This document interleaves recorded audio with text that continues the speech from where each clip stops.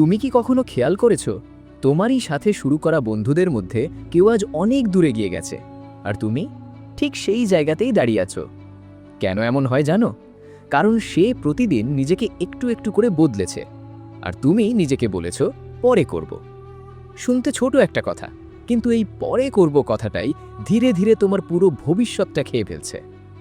একটা বাস্তব হিসাব দিই, তুমি যদি প্রতিদিন মাত্র 3 ঘন্টা মোবাইলে নষ্ট করো, তাহলে 1 বছরে সেটা দাঁড়ায় প্রায় 1000 ঘন্টা। 1000 ঘন্টা মানে কি জানো? তোমার জীবনের 40 দিনেরও বেশি সময়, যা তুমি একদম ফ্রিতে হারিয়ে ফেলছো। এই একই সময়ে কেউ নতুন স্কিল শিখছে, কেউ নিজের ক্যারিয়ার গড়ছে, কেউ নিজের স্বপ্নের লাইফ তৈরি করছে, আর তুমি একই জায়গায় দাঁড়িয়ে লাইফকে দোষ দিচ্ছ, ভাগ্যকে দোষ দিচ্ছ। কিন্তু সত্যিটা একটু কঠিন। সমস্যা তোমার ভাগ্যে না, সমস্যা তোমার প্রতিদিনের অভ্যাসে। এই ছোট ছোট খারাপ অভ্যাসগুলোই